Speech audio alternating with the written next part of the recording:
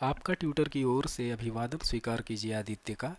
मैं आने वाले 30 अप्रैल 2023 को आयोजित प्रतियोगिता परीक्षा के बारे में ये वीडियो लेकर आया हूँ ताकि आपको इस परीक्षा की पूर्ण जानकारी दे सकूँ। आइए सबसे पहले हम इस परीक्षा के इंडेक्स पेज को देखते हैं।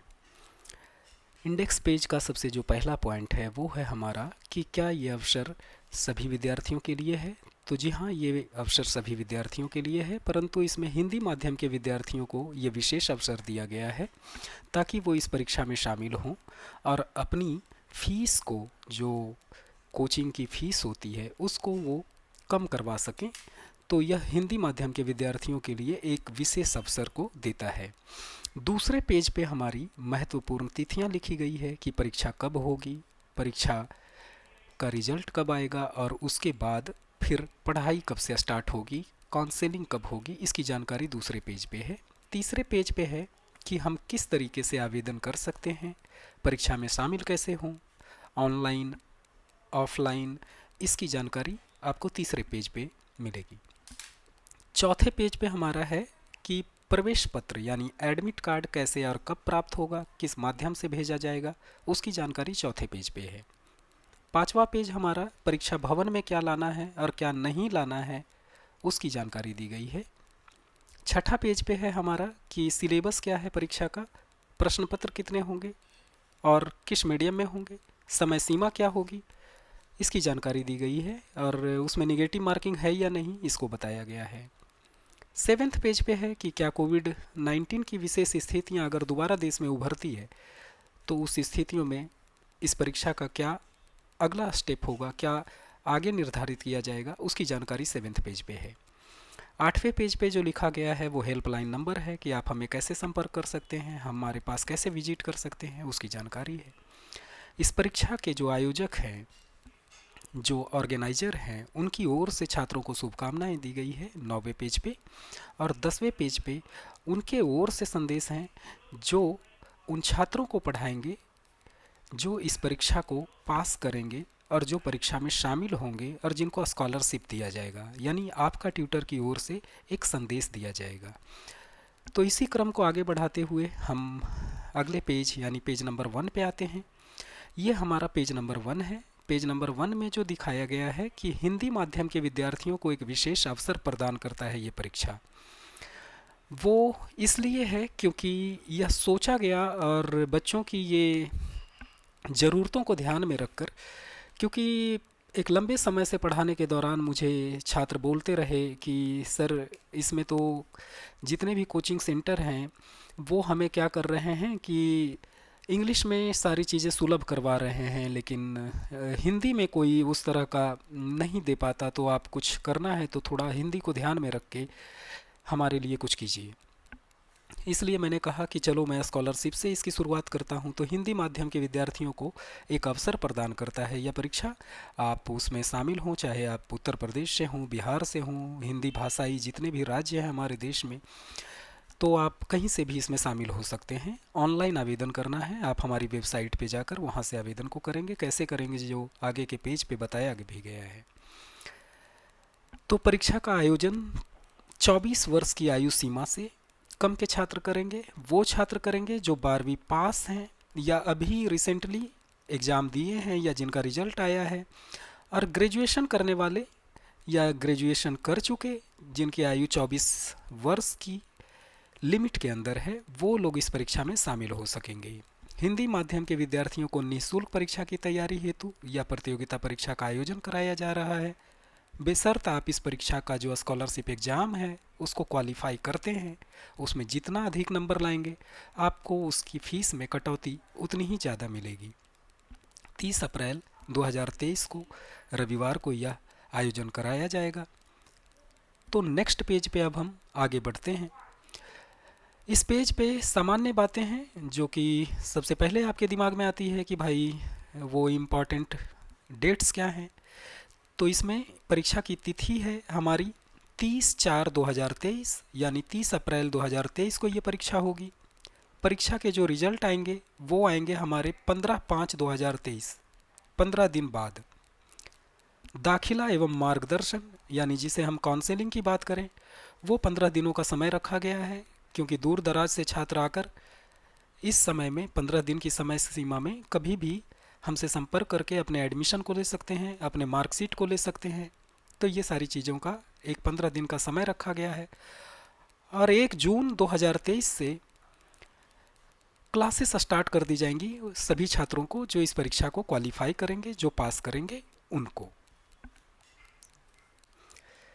इस पेज में जो हमारा ये थर्ड पेज है जिसमें आवेदन कैसे करना है उसकी जानकारी दी गई है।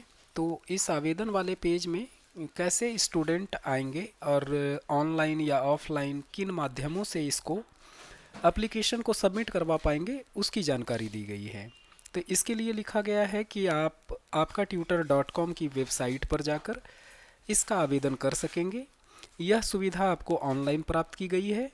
ऑफलाइन की सुविधा तब की गई है जब आपका ऑनलाइन में कोई प्रॉब्लम आ जाता है कि आपका फ़ोटोग्राफ्स अपलोड नहीं हो रहा, साइन अपलोड नहीं हो रहा, तो आप हमें ऑफलाइन भी संपर्क कर सकते हैं। और यहाँ पे एक नंबर और है जिस पे आप हमें अपने आवेदन को भेज सकते हैं। जो रिक्वायर्ड इन्फॉर्मेशन हमें चाहिए वो सारे इन्फॉर्मेशन को लिखकर अपनी पासपोर्ट साइज की फ़ोटो और सिग्नेचर को भेज देंगे। उसके बाद हमारी ओर से आपको एक कॉल जाएगा या मैसेज जाएगा जिससे कि आपके आवेदन की पुष्टि की जाएगी कि हाँ आपका एप्लीकेशन हमें रिसीव हो गया है और हम जल्द ही आपको इसके बारे में आपका एडमिट कार्ड जारी करेंगे।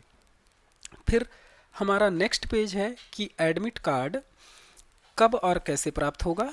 तो इसके लिए कहा गया है कि एडमिट कार्ड आपका 1 सप्ताह के भीतर आपको परीक्षा भवन में आने के लिए प्राप्त हो जाएगा और वो आपके व्हाट्सएप नंबर जो आपने फ़ोन नंबर दिया है एप्लीकेशन को भरते समय, फिल करते समय, उस दौरान जो आपने नंबर दिया है उस पे भेज दिया जाएगा। उसकी पीडीएफ भेज दी जाएगी और उसकी हार्ड कॉपी की फ़ोटो स्टेट आपको लेकर आनी है। उसके बाद आप परीक्षा दे सकेंगे।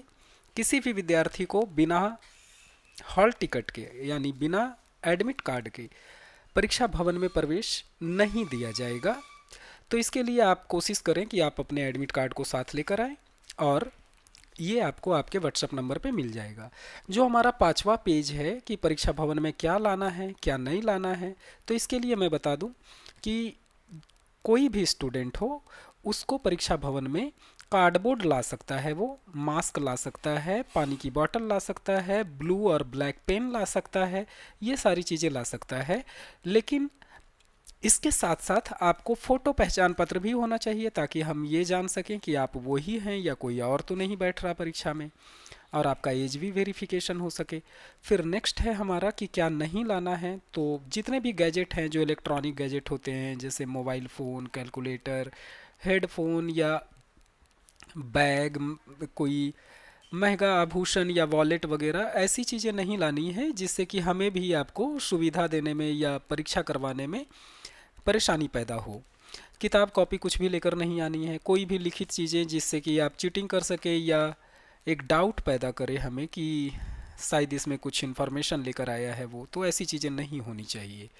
फिर नेक्स्ट है कि डिजिटल वॉच भी नहीं होने चाहिए आपके पास। ये वो भी एक चीज़ है, कहीं ऐसा ना हो कि आप कहें सर आपने तो डिजिटल वॉच का जिक्र नहीं किया। तो भाई जितने भी इलेक्ट्रॉनिक गैजेट हैं तो उसको लेकर नहीं आने हैं।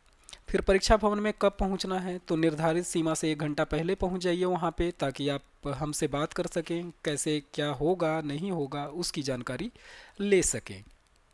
तो यह किया गया है आपका परीक्षा भवन में लाने के लिए, और क्या नहीं लाना है उसके लिए। ये हमारा पेज नंबर 6 है जिसमें परीक्षा का सिलेबस, प्रश्न पत्र का टाइप यानी क्वेश्चन पेपर किस तरह का होगा और कितने घंटे में ये एग्ज़ाम होगा उसकी जानकारी दी गई है। तो कहता है यहाँ पे कि कुल 100 प्रश्न होंगे जिसमें 96 प्रश्न एमसीक्यू के होंगे, 2 निबंध होंगे और 2 विचार लेखन होंगे। 24 प्रश्न 10वीं तक की गणित से होंगे यानी मैथमेटिक्स से 24 क्वेश्चन होंगे 24। 24 प्रश्न 10वीं तक की सामाजिक विज्ञान यानी एसएसटी से होंगे।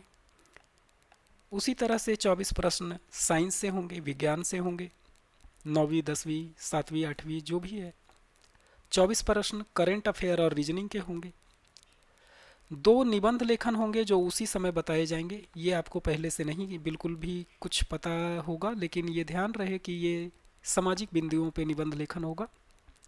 वहीं 2 प्रश्न जो होंगे आपके वो मैं बता देता हूँ, जिसमें से एक प्रश्न जो होगा वो यह होगा कि आपने प्रशासनिक सेवा को क्यों चुना, और दूसरा प्रश्न जो होगा हमारा वो यह होगा कि नए भारत में आप अपना क्या योगदान देना चाहेंगे। तो यह 2 प्रश्न जो मैं अभी ही बता दिया, इस पे आपको 200 शब्दों तक अपनी तैयारी कर लेनी है। मैं फिर से बता रहा हूँ। पहला प्रश्न कि आपने प्रशासनिक सेवा को क्यों चुना है, देश सेवा के लिए प्रशासनिक सेवा ही क्यों। वहीं दूसरा प्रश्न है कि नए भारत में आप क्या योगदान देना चाहेंगे, आपकी क्या भूमिका होगी इस पर। यह हमारा पेज नंबर 7 है, जो बहुत ज़्यादा महत्वपूर्ण तब बनता है जब कोविड-19 जैसी स्थितियां देश में दोबारा से आती है। तो उस विशेष स्थितियों के लिए इस पेज को लिखा गया है। इसमें यह बात का जिक्र किया गया है कि किसी आपदा की स्थिति में या आंतरिक देश में अशांति आ जाती है, उस स्थिति में इस एग्ज़ाम के डेट को आगे बढ़ाया जा सकेगा, और इसके बारे में इसकी सूचना कि एग्ज़ाम कब होगा, उसकी क्या अगली तिथि होगी, वो आपके मोबाइल नंबर पे भेज दिया जाएगा। इसके साथ ही हम लोग अगले पेज पे चलते हैं, जो हमारा हेल्पलाइन नंबर है। हेल्पलाइन नंबर आप देख सकते हैं, ये 3 नंबर है जिस पे आप हमें संपर्क कर सकते हैं। कोई भी एक्स्ट्रा इन्फॉर्मेशन चाहिए तो आप हमें यहाँ से मदद मांग सकते हैं, हमसे पूछ सकते हैं। इसके साथ ही जो हमारा पेज नंबर 9 है, 9 पेज पे जो हमारे NGO हैं जिन्होंने इसको ऑर्गेनाइज करवाया है, उन्होंने कहा है कि देश में अच्छे सिविल सेवक देने के लिए हमारी प्रयास है कि हम छात्रों को कम से कम फीस में और अच्छे छात्रों को भीड़ से निकाल सकें। उनको जो आर्थिक रूप से पिछड़े हुए हैं लेकिन वो देश में अपना योगदान देने के लिए तत्पर हैं, तो उन्होंने आपको शुभकामनाएं दी है और आपके उज्जवल भविष्य की कामना की है। तो जो possible centre for human rights and responsibilities यह NGO है, उन्होंने आपको ये शुभकामनाएं दी है। और इसी के साथ हमारा आपका ट्यूटर की ओर से संदेश है उन छात्रों के लिए जो इस प्रतियोगिता परीक्षा में शामिल हो रहे हैं या फिर जो इसको क्वालिफाई करके दाखिला लेंगे, पढ़ेंगे, और इसके साथ साथ और भी छात्र जो देश के लिए समर्पित हैं और वो देश के लिए उन सुनहरे सपनों को सजा रहे हैं कि अगर इस देश के प्रशासक में या फिर किसी और अच्छे पदों पे हम जाते हैं तो क्या स्वरूप होगा हमारी अपनी कलम से, हमारी अपनी ताकत से इस देश के लिए। तो प्रिय विद्यार्थियों, बचपन से आपने हिंदी पढ़ी है, अब वक्त आ गया है उसी हिंदी माध्यम से अपने लक्ष्यों को आप प्राप्त करें। तो यह पहली लाइन लिखी गई है, परंतु इसका कोई ऐसा मकसद नहीं है कि आप इंग्लिश में नहीं कर सकते या फिर आप हमारे यहाँ से इंग्लिश माध्यम में नहीं शिक्षा ले सकते। बस मैंने शुरू में ही कहा कि हिंदी माध्यम के छात्रों के लिए ये एक अच्छा मौका है, क्योंकि यहाँ पे हिंदी की सारी चीज़ें हम उपलब्ध कराने की कोशिश कर रहे हैं और बहुत सारे रिसोर्सेज देश के अलग अलग हिस्सों से यहाँ पे जुटाए गए हैं।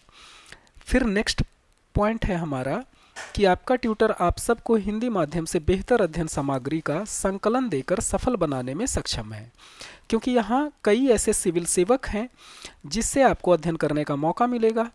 अंग्रेजी को भी आप यहाँ पे शून्य स्तर से शिखर तक ले जा सकेंगे, क्योंकि कई सारे आपके फैकल्टीज होंगे जो इंग्लिश के लिए यहाँ अवेलेबल हैं, जो आपको 0 लेवल से स्टार्ट करके IAS PCS के जो एग्जामिनेशन तक की इंग्लिश है उसको क्वालिफाई करने के लिए और एक अच्छी ड्राफ्टिंग के लिए आपको यहाँ पे तैयार कर सकेंगे। आपका ट्यूटर की आप सबसे हमारी इस पहल में सहयोग की अपेक्षा की गई है कि आप सब लोग जो हैं इसमें सहयोग दें, और जो छात्र इसमें शामिल होना चाहते हैं और जो नहीं भी शामिल होना चाहते हैं उन सबसे सहयोग की अपेक्षा की गई है। आप सभी विद्यार्थियों की हमारी ओर से शुभकामनाएं। Best of luck. आप अच्छे से पढ़ाई करें। सिलेबस आपको बता दिया गया है, और वीडियो को अंत करने से पहले मैं सबको धन्यवाद देना चाहता हूं और एक लाइन जो आखिरी में बोलना चाहूँगा कि आप हमारे यहाँ से हिंदी और इंग्लिश दोनों माध्यमों में तैयारी कर सकते हैं, परंतु हिंदी को यहाँ वरीयता दी गई है क्योंकि हिंदी के रिसोर्सेस कई जगहों से जुटाए गए हैं और हिंदी माध्यम के कई सारे सिविल सेवक जो सफल हुए हैं हमसे जुड़े हुए हैं। इसी के साथ वीडियो का अंत करता हूँ। आपका आदित्य आपके साथ हूँ इस वीडियो में, और हमारा एक जाने के पहले भी वंदे मातरम, जय हिंद।